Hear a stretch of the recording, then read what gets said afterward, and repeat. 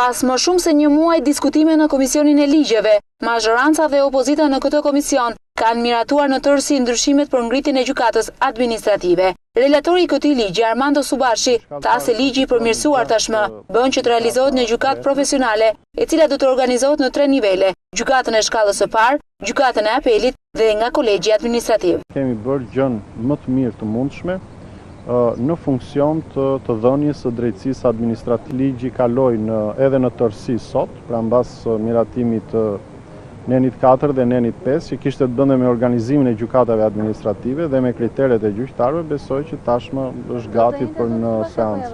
Në shkallë të parë është konceptuar me 6 gjykata rrethesh, me një apel dhe me një kolegj administrativ të veçantë në gjykatën e lartë. Sipas Subashit, kolegji administrativ do të jetë i posaçëm me një trup të specializuar në këtë fushë dhe duhet të gjykojnë vetëm çështje administrative. Gjithë kandidatët që do duan të shkojnë atje, përpara se të marrin emërimin definitiv nga Këshilli i Lartë i Drejtësisë dhe mandej nga Presidenti i Republikës, duhet i nështrojnë një testimi seleksionues, pra të tregojnë se sa të aftë janë për të punuar në këto gjykata.